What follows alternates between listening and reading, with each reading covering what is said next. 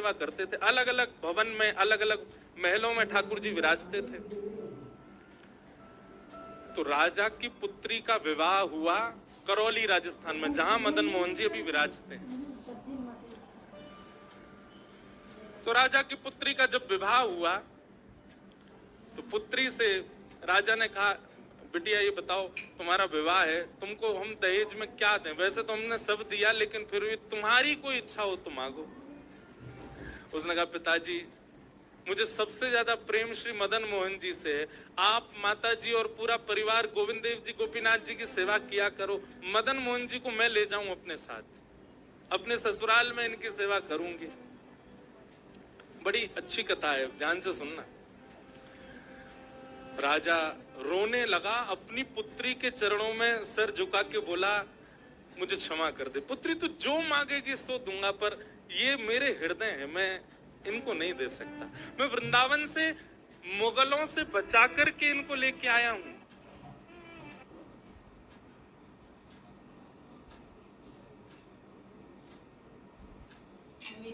फालतू पैसा देता, वो काम खत्म हुई थे। वैसे तो ठाकुर जी को बचने की कोई आवश्यकता, ठाकुर जी कृपा करके आए हैं जयपुर में राजा के ऊपर, पर इनको देख करके मेरे प्राण बचते हैं। तू जो मांगेगी सो दे दूंगा। पर मदन मोहन जी बोले, पिताजी गोविंद देव जी, गोपीनाथ जी हैं ना आपके पास में, मदन एक ठाकुर जी मुझको दे दो। यहाँ राजा की जिद हो गई, नहीं दूंगा। पुत्री की जिद हो गई कि मुझे तो चाहिए, नहीं तो मैं विदाई नहीं होंगी। राजा की पत्नी ने भी कहा, अब इतनी कह रही है तो आप दे दीजिए ना, हमारे पास 2 ठाकुर हैं, इनकी सेवा हम करेंगे विस्तार से। और वैसे भी मदन मोहन जी की पूरी सेवा बचपन से उसने ही की है। तो राजा ने एक प्रस्ताव रखा। बोले, अच्छा पुत्री एक काम करते हैं। बोले, क्या? मैं तेरी आंख पे पट्टी बांधूंगा और आंख पे पट्टी बांध करके मदन मोहन जी जैसे 7 स्वरूप तेरे सामने खड़ा करूंगा, जिनमें से 6 स्वरूप जो होंगे वो मैं बनवाऊंगा और 1 स्वरूप वास्तविक मदन मोहन जी होंगे। आंख पे पट्टी बांध करके तुझे स्पर्श करके अगर तूने असली मदन मोहन जी को पहचान लिया तो मैं ये मान जाऊंगा कि तू नहीं, ठाकुर जी तेरे संग जाना चाहते हैं। ठाकुर जी की इच्छा पता चल जाएगी। तो राजकुमारी बोली, ठीक है, आप ये प्रयोजन कीजिए। राजा ने महाराज कारीगरों को बुलवाया और मदन मोहन जी के डिट्टो कॉपी 6 स्वरूप बनवाए और 6 स्वरूप बनवा करके मदन मोहन जी सहित 7 स्वरूपों को खड़ा किया। पुत्री के आंख पर पट्टी बांधी, एक जैसा इत्र, एक जैसी पोशाक, एक जैसा मुकुट, एक जैसा श्रृंगार, सब कुछ बिल्कुल एक जैसा। और कहा, पुत्री अब तू इनमें से जो 7 में से पहचान लेगी, अगर असली तेने पहचान लिए तो मैं तेरे संग भेज दूंगा। उसने हाँ तो बोल दिया, लेकिन वो कांपने लगी, घबराने लगी। जैसे ही उसने नेत्र बंद किए तो कथा ऐसी है कि वो रात्रि में जब सोई, अगले दिन परीक्षण होना था, तो रात्रि में जब सोई तो बहुत रोई और ठाकुर जी से कहने लगी, नाथ मैं आपसे बहुत प्रेम करती हूँ, मैं आपके बगैर नहीं रह सकती, पर मेरे पिताजी की बहुत जिद है। अब कहीं मैं आपको नहीं पहचान पाई, मेरे तो प्राण ही निकल जाएंगे, विदा होना तो बहुत दूर की बात है।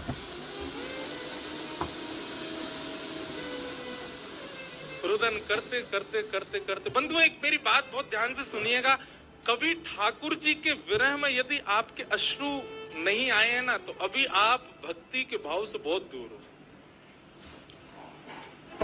आपको वृंदावन जाना अच्छा लगता है, वृंदावन में घूमना अच्छा लगता है, राधा राधा नाम ध्वनि पर झूमना अच्छा लगता है, कथाएं, प्रवचन, सत्संग बढ़िया लगते हैं। ये सब एक प्रथम सोपान, प्रथम सीढ़ी है, पर प्रमुख सीढ़ी तो भजन मार्ग या भक्ति पथ की विरह है। अगर वो आपके चित्त में कभी ठाकुर जी के लिए नहीं आया है तो अभी आप बहुत पीछे छूटे हुए हो। रात भर रोती रही और रुदन करते करते, नाथ मैं कैसे पहचानूंगी कि आप सत्य कौन से हो। मदन मोहन जी उसके स्वप्न में आ गए और स्वप्न में आकर के बोले, तू चिंता मत करे, तेरो ही मन ना है मुँह ले जावे को, मेरो भी मन है रो तेरे संग जावे को। अरे जे सब मेरी सेवा तो करें, पर तेरी जैसी सेवा तो कोई करेगा ना, मेरो भी बड़ो मन है तेरे संग चलवे को। तो उसने कहा तो नाथ कुछ कृपा तो करो। बोले हाँ मैं एक काम करूंगा। बोले कहा तू सबरे स्वरूपन को जब स्पर्श करेगी ना, तो असली मदन मोहन जो मैं हूं, तू मेरे हाथन को स्पर्श करियो। तो हाथ कैसे? ऐसे। ठाकुर जी त्रिभंग लली ठाकुर जी, तो ठाकुर जी बोले तू मेरे हाथन को स्पर्श करियो, तो जितने मेरे अन्य स्वरूप हैं 6 वो तो ऐसे ही रहेंगे, लेकिन जैसे ही तू वास्तविक मेरे सामने आवेगी, सो मैं अपनी इकन्नी उंगली उठा दूंगा, अपनी कोने वाली उंगली उठा दूंगा।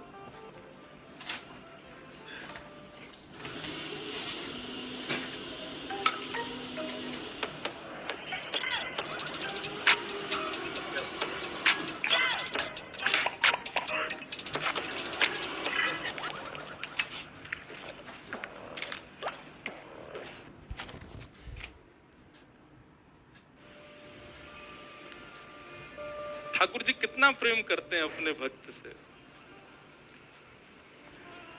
ठाकुर जी बोले मैं अपनी इकन्नी उंगली उठा दूंगा, और तू स्पर्श करती करती मेरी जैसे इकन्नी उंगली उठे, वाकू पकड़ लियो और तुरंत पिताजी से कह दियो जय रे मदन मोहन जी, मैं चल दूंगा तेरे संग। अब तो दूसरे दिन वो पिताजी के पास गई, पिताजी जल्दी करिए, कब चलना है कब? बोले तुझे तो इतना विश्वास है जैसे तू वास्तविक में मदन मोहन जी को ले ही जाएगी, लेकिन बिटिया तू भी याद रखियो मैंने ऐसे स्वरूप बनवाए कि कोई बता ही नहीं सकता कि असली मदन मोहन कौन से। बोले पिताजी आप सन्मुख पधराओ। तो महाराज भीड़ लग गई देखने वालों की, पूरा राजभवन इकट्ठा हो गया जयपुर का। 7 स्वरूप विराजमान हुए। पुत्री के आंख पर अभी विवाह हुआ, उसका विदाई नहीं हुई है, आंख पर पट्टी बांध करके और कहा जाओ, अगर मदन मोहन जी की इच्छा होगी तो तू ढूंढ ले। अब मदन मोहन जी तो पहले ही बता चुके हैं ऐसे मिलूंगा, जैसे मानो टीचर पहले ही एग्जाम पेपर लीक कर दे, ये क्वेश्चन आने वाले तैयार कर आना। उसने जाकर के जैसे स्वरूप स्पर्श करने प्रारंभ किए, पहला बोले ये नहीं है, दूसरा स्पर्श किया ये भी नहीं है। ठाकुर जी खड़े थे 5वीं पंक्ति में, 5वें वाले थे। तीसरे स्पर्श किए, बोले ये भी नहीं है। चौथे किए, बोले ये भी नहीं है। जैसे ही 5वें का स्पर्श किया और मुखमंडल का स्पर्श किया, गले का स्पर्श किया, वक्ष का स्पर्श कर, जैसे ही ठाकुर जी की भुजा पकड़ी, सो ठाकुर जी ने अपनी कन्नी उंगली हिला दी। और जैसे ही कन्नी उंगली हिलाई, उसने तो पिताजी यही है मदन मोहन जी। आहा, राजा के तो नेत्रों से आंसू गिर गए, चरणों में गिर गए, उठ करके अपनी बिटिया को गले से लगा लिया, कान में बोले बोले मैंने एक कन्नी उंगली हिलते हुए देख ली। मुझे ये बात पता चल गई है कि भैया तेरी जिद नहीं है इनको ले जाने की, इनकी भी जिद है तेरे संग जाने की। और महाराज गाजे बाजे रथ में आरूढ़ करके श्री मदन मोहन लाल जी करौली राजस्थान को प्रस्थान किए। बोलो मदन मोहन लाल की। बिहरत निस दिन कुंज गलिन में, ब्रज जन मन सुख धाम। मदन मोहन को रूप निरख के, मदन मोहन को रूप निरख, सनातन बलि बलि जाए वृंदावन, श्री वृंदावन। ये भैया ऐसे ही भजन नहीं बना है, ये ऐसे ही आपके झूमने के लिए कीर्तन नहीं, ये पूरा वृंदावन समाविष्ट करवा दिया हमारे गिरधर लाल जी ने एक ही पद में।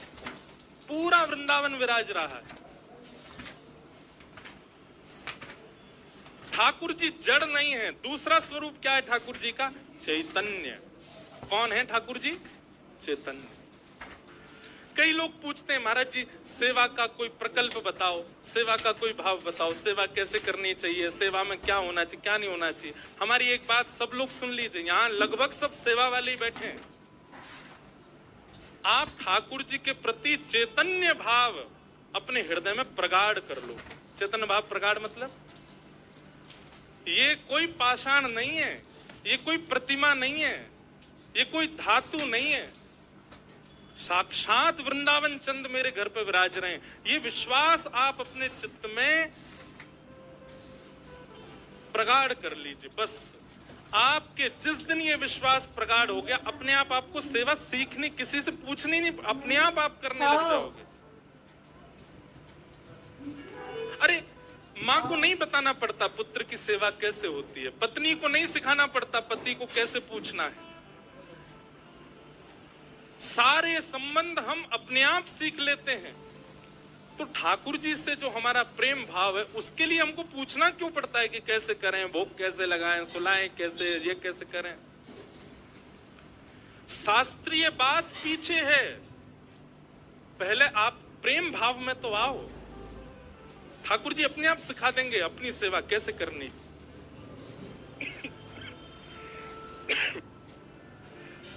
प्रेम भाव, उनके प्रति पाषाण की बुद्धि मत रखो।